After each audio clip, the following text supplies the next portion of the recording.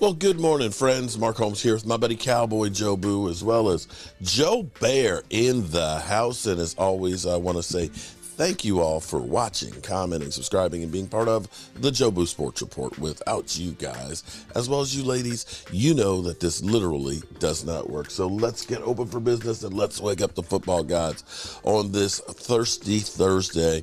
The week is winding down and it is headed towards the Super Bowl.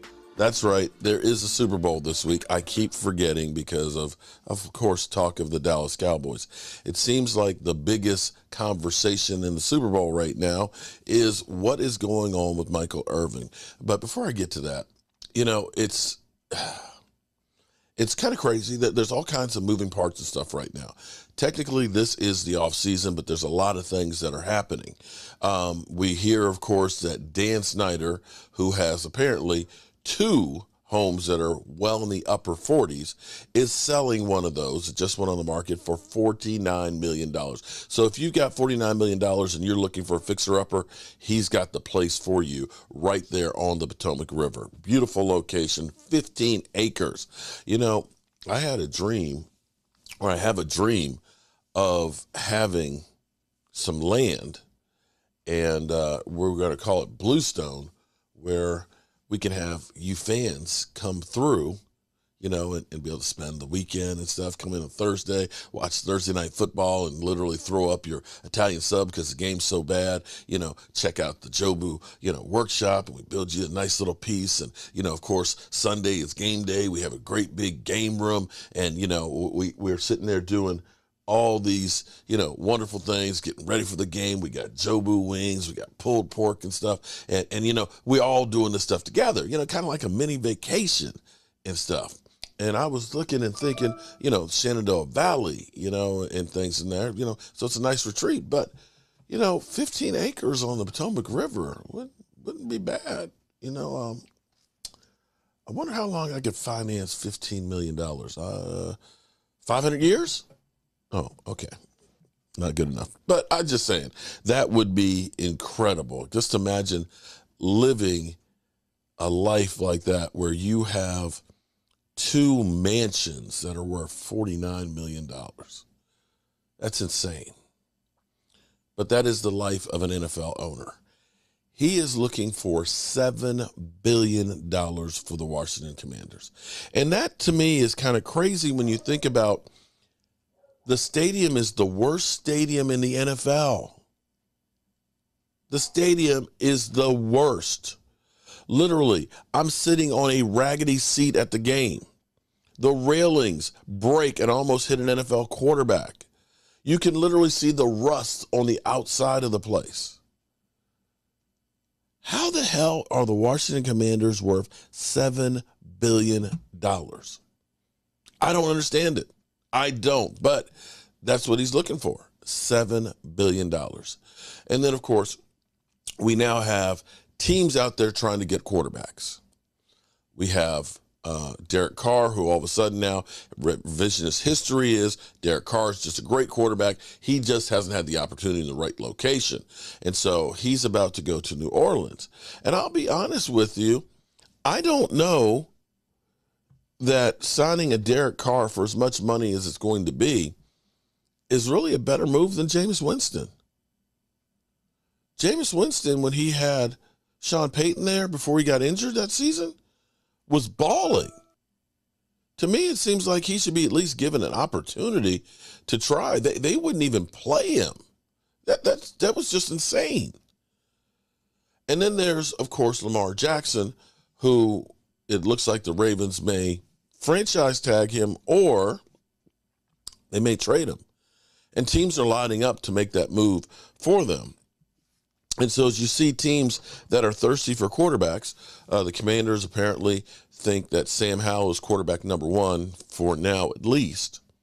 You think about, teams like Indianapolis, what are they going to do? Or the Jets, of course, they're looking for somebody. And you got Aaron Rodgers, who's on a 4-day dark sabbatical trying to figure out if he's going to retire or if he's going to get traded or whatever, while, you know, the Green Bay Packers decide what they're going to do because they have invested Jordan Love in their, with draft picks in the first round. And then we have the Cowboys who we say, just get rid of that guy and just bring in anybody. Well, here's CeeDee Lamb. CeeDee Lamb sticking up for his quarterback. What do you say to, fans and experts that say Dak doesn't, what's the future of Dak? What do you say to people? It's like, that's some experts don't know anything. I'm going to be honest, because if Dak, they swear they know Dak inside and out, but when he goes and throw for 400 and 4 touchdowns and no picks versus Tom Brady in Tampa Bay, and I get it, a lot of people will be like, yeah, Tampa Bay's but come on, bro, they wouldn't have made it to the playoffs. Moral of the story, I pray my man have a better season next year, which I know he will, and excited to hear these narratives. What do you say to? Prays that he has a better season next year. The thing is, if Dak Prescott's career was always lots of interceptions, then that would be something more to worry about. I'm going to do something a little bit later to kind of let you know. Listen, we're starting over on offense. We can't change what we've already done. Unfortunately, the Cowboys made 2 major mistakes that hurt the offense this past year, coupled with the offensive line, coupled with, Dak Prescott breaking his thumb and some misreads and things. All those things, had maybe 1 or 2 of those things not happen, maybe we're the team that's in the Super Bowl. But that doesn't mean that we can't try and correct them to do better, because that's where you really want to make up for where you screwed the pooch.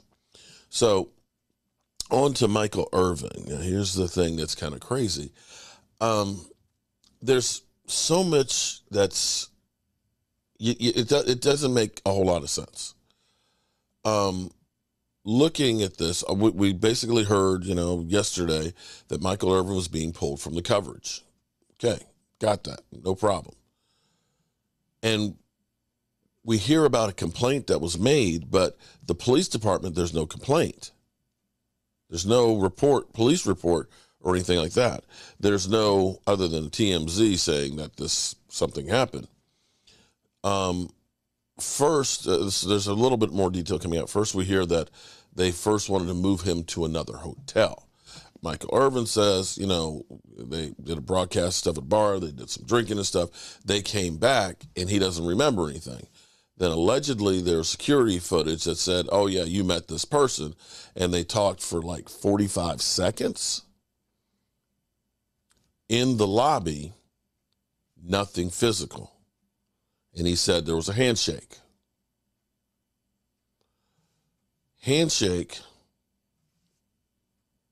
Conversation, 45 seconds. That's Michael Irvin's side of the story. What happened to innocent till proven guilty? Now, I understand the NFL Network has had, this is the Me Too movement and things. And if Michael Irvin did something, by all means, Michael Irvin should be punished for something. But sometimes the first reaction isn't always the right reaction. And, maybe there's more to this than we know. Maybe it's another employee of NFL Network, and they went to, the network and said, Michael Irvin said this, this, and this, or Michael, something like that, and that they're trying to keep it in-house and not sully his name beyond pulling him from the coverage and trying to keep from having, internal lawsuit or something from that nature, that this person maybe said, Michael Irvin said blah, blah, blah, blah. I don't like this. What are you going to do about it? And they say, okay, well, we're going to take him off the coverage. Okay, there we go. And then, of course, she's appeased, as opposed to going through to the police. Because unfortunately, what happens, it's always messy all the way around. The problem is when somebody is legitimately, has something happen to them and they go to the authorities, you are then trashed to say nothing happened, or you wanted this to happen, that you are the reason why it happened, not the person that did something. And so that's very difficult. It gets to be very ugly. And chances are you may win, but you really lose. Now, on the other side, for the NFL Network, they've had some people where things came to light. Darren Sharper, the pick magnet, Yeah, I don't know if you guys remember, Darren Sharper, who, Super Bowl, defensive back, Super Bowl ring and everything else. He had his own segment on NFL Network, the pick magnet. He's in the suit and the gleam in his eye. And come to find out, him and his guys were drugging women and basically kidnapping them for days. To me, that first of all, that whole thing didn't even make sense. You're Darren Sharper. You're on TV. You're a rich man. You've got a Super Bowl ring. You got to drug women?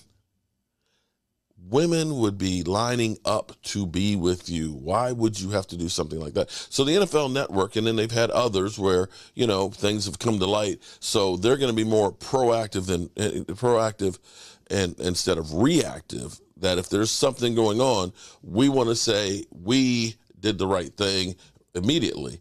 And if it ends up being we were wrong, oh, well, okay, our apologies, come on back.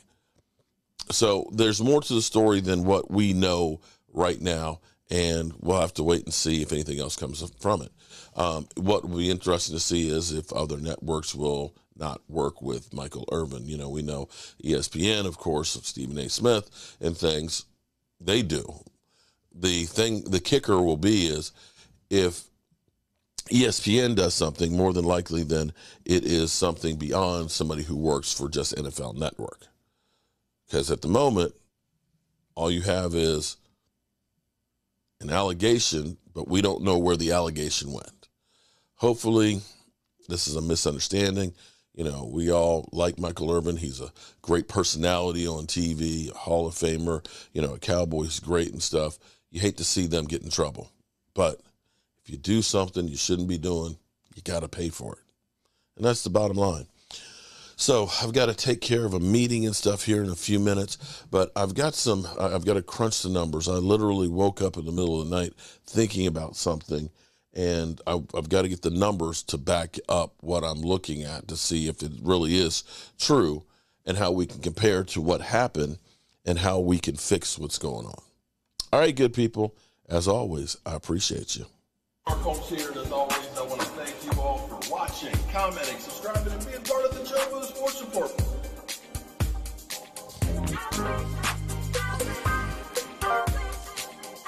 You did one hell of a job, and all thing else I got to say is,